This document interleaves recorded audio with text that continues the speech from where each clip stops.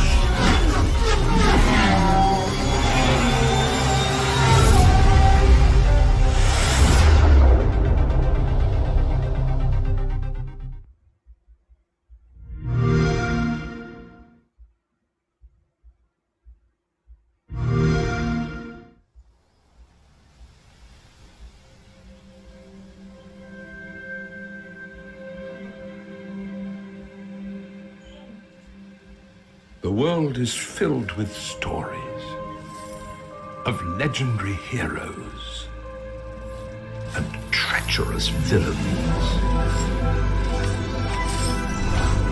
of fantastical creatures and wondrous places where nature and magic live in perfect harmony.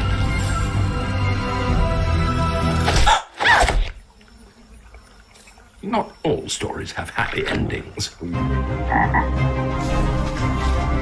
yours has yet to be written.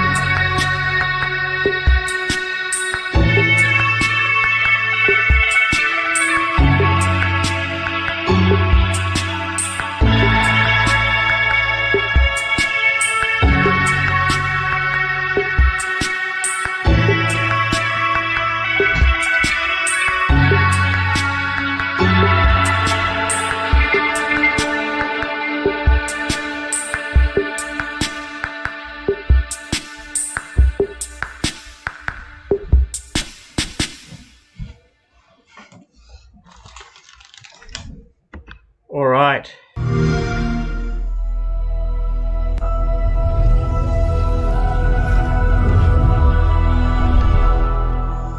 Three for Three Industries.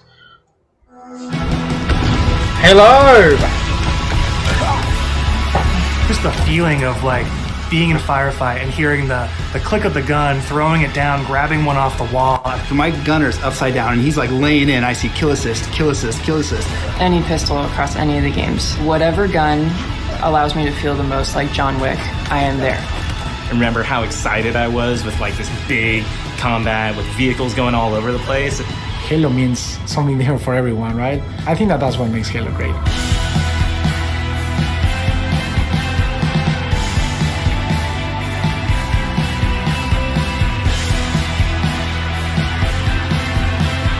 Well, what is Halo multiplayer? And for me, it boils down to this tight arena style combat and big team battle, this wide open, vehicle infused kind of combat. We're taking that awesome legacy or classic Halo combat experience and modernizing it in ways that'll feel fresh to old players and really exciting to new players. We're going to give you great ways to customize your Spartan, really make your super soldier your own, and we're kicking off a journey, an experience that's going to evolve month to month, season to season, year after year.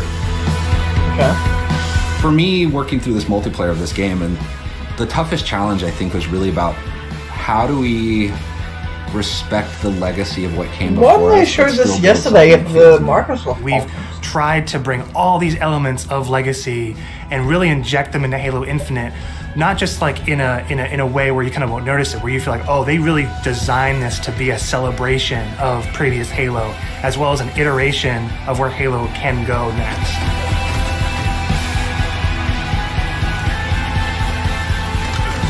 The vision of Arena was all about a tight experience. It was all about being fair.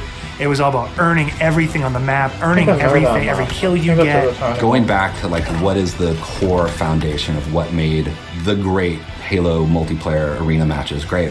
Halo, it's really about fair and balanced starts. So everybody's on equal footing when they come off like a Halo format. And then once they start running around, it's about scavenging. It's about finding new toys and kind of developing your playstyle as you run through the match. That's that new one they showed us. What makes Halo feel like Halo? I feel like the answer to that question is the sandbox. Like, the sandbox is Halo. When we set out to look at Halo Infinite from a high level and the direction of what it is, there's lots of exciting things there because we really wanted to push what are the things that are true to Halo, but what are the things that fans haven't seen yet.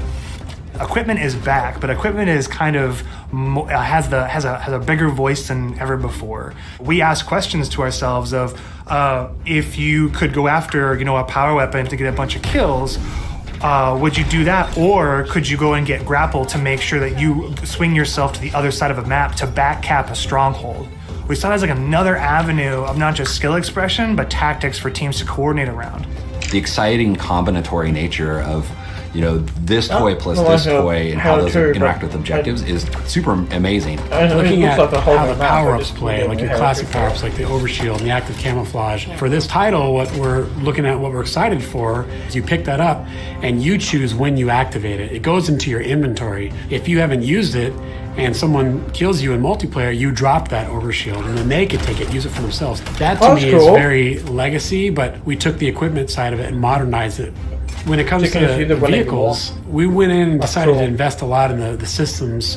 When I take damage in my Warthog, my wheels can get blown off, my hood can get blown off. There's different aspects of the vehicle that change that's cool. I like how my the vehicle tires handles missing. now. And that's something that's brand new. The other thing we added to that is like this doomsday mechanic. So when you hit this threshold, the vehicle catches fire, and it's very much you've got a certain amount of health or a certain amount of time, and you got to choose what you want to do with the last minutes of this vehicle.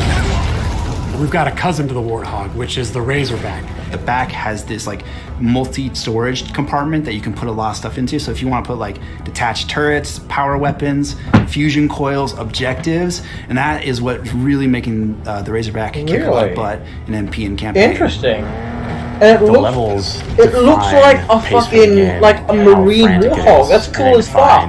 That iconic fantasy for players as they're entering that match. What do they want to do? What type of experience are they hoping to have? What kind of combat? What kind of dance floor is there available to have? The Razorback looks fucking cool. I like that. Still not sold on the Gravity's Hammer sound though. For me, BTB is all about experiencing the full extent of the sandbox of Halo in just one match, right? Like you see the vehicles, the weapons, the equipment.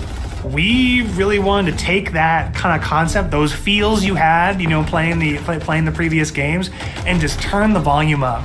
Vehicles are no longer just spawning at bases anymore. We have Pelicans delivering them, and we have a commander in your ear telling you that Pelicans are going to be dropping off these vehicles. Tank is inbound. We have Halo 2 style Delta Halo mission weapon pods that fall from the sky to resupply the field.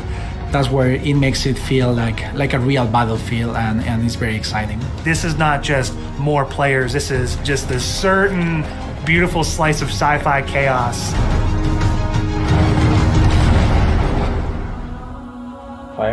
The announcer is your big gameplay moments, your game modes, just like the way it was before. Flame Personal AI is really a reflection and information for the player. Personal AI. Designation button. So if the player grabs a flag, your personal AI is going to tell you to, get that thing back to base. Fuck yeah, and I give got you told that some earlier. moment-to-moment updates. Have inside sources. What if we can let players choose their own AI, and each one of those are different voices, so that players can find the one that fits their personality and their mood the best? They add the sense of I've been wanting that actually. I've been asking for that for a while. As a Spartan, being more important, and for us in multiplayer, it is really about becoming a Spartan. Your Spartan. Yeah, you that's are cool you shit. inside of the Halo universe.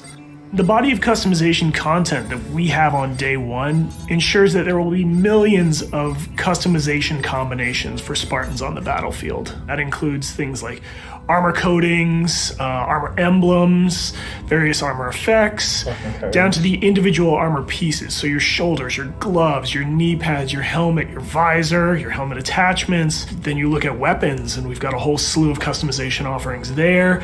Vehicles have a huge pool of customizations too. We support customization in the game. Players can do the same thing on HaloWaypoint.com as well as the Halo Waypoint app. The player also customizes the Spartan, the soldier inside the suit. We want the Spartan to represent the player as much as possible. They can change their body type and their voice, as well as choose prosthetics. Oh, you can change your voice? Fuck yeah. Coatings offer us a unique opportunity to craft some hyper-polished looks and let you express yourselves in ways you've never been able to before. We're coming at this from a player-first mentality. So what that means is that there's no random loot in this. There's no loot boxes. It's very important to us that everyone understands exactly how they unlock customization content. And we have a variety of places where they can do that. First off is the Battle Pass. The Halo Battle Pass will never be taken away from you. And what I mean by that is once you buy it, it's yours and does not expire. In future seasons, you can purchase old battle passes as well as the current battle pass and choose which battle pass to put your progression. Just like MTC. Yes, that's really good. I like that. So you're never going to be confused about where things come from. If you can unlock something in the battle pass, we're not going to let any other players circumvent that by purchasing it out of the storefront. A lot of our stuff is unlocked through playing the game and only through playing the game. All customization is just cosmetic. Every season will have its own theme and introduce new components, new looks, new gameplay for players, new opportunities to earn and collect cool rewards. We've seen the Samurai already. That's one of our events. That looks cool as fuck. He And has that's a going to be blade something that on players his can belt. earn through gameplay. That's fucking cool! With us going free to play for the multiplayer part of the game, like that was a big goal because, how do we have a way we can always bring players in, right? And they can, when we have a new update, they'll just dip their toes in if they even just want to see it. Not only are we free to play, but we're free to play on PC as well as console. And what that means is we're able to get the biggest audience we've ever had. Everybody gets to play with no barriers. And even better, your progression carries from one platform to the next. Getting our game to be on PC and console at the same time is an amazing chance for us to really just kind of excite new players about the game.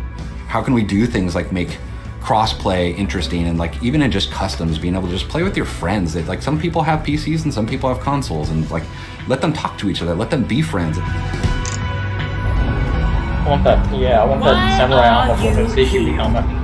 To be a Spartan. The Academy is a place that you can go within MP to kind of onboard into the experience. It's great for newer players who are still picking up the controls, and also people who want to warm up before they head into matchmaking. It's a series of experiences, both a tutorial to get started for the first time, weapon drills to practice with specific items, and also training mode that you can use to just get warm, explore the game as you want to.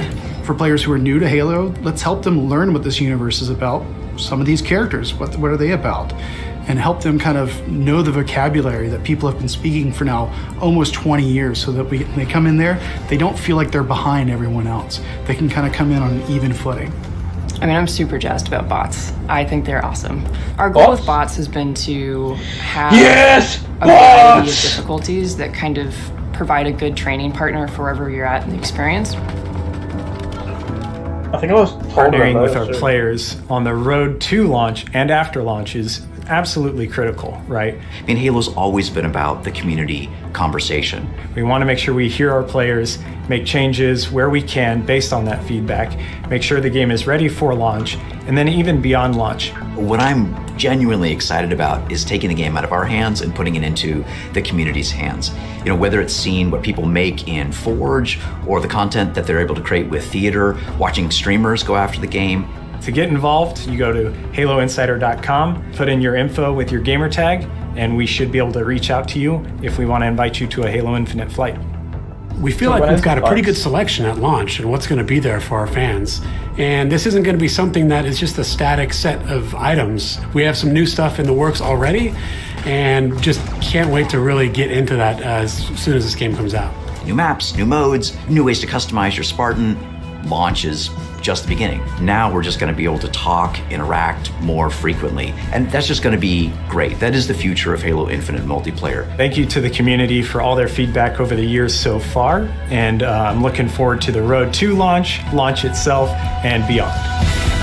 Fuck yeah. Man, it looks cool as fuck.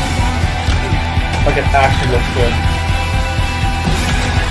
Oh yeah, I see like the outline around people, so that's how you tell the team.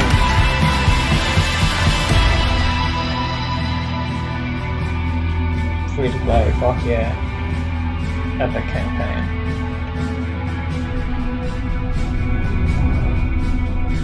Holiday 2020. See, that worries me. Like, it's like holiday instead of an It's just actual a month. totally impossible to ignore force in the entire games industry when you take all of that as a whole. Now, if only fuck Games just with happened? Gold didn't suck now, but, you know, I can't really complain. It is definitely a strange time to say a fuck just happened? PlayStation-developed game costs more on PlayStation than on Xbox if you have subscription services on both. It is a very strange place to be. I've heard all this crap Of before. course, you're completely right. Did they just fuck up the compare what thingy? PlayStation's offering to Game Pass. Just nothing stacks up. But at least in a vacuum, thinking of what PlayStation players have been dealing with, things have been largely the same getting into the PS5 generation. But at the very least, I'd say PlayStation Plus's games lineup The computer code on your screen is behind the biggest trend in the digital currency games on market PS since Plus from Bitcoin. 6 down to 2. They didn't really find a way to up the value there or, you know, keep the value the same. And for a while, PS Plus kind of felt like a waste with those Okay, games. But so another 15 minutes since the before launch of Capcom PS5, starts. you've gotten almost So I will a see you brand new guys PS5 game then. every month on PS Plus. Oh, hey, shit! Someone's actually someone's actually talking.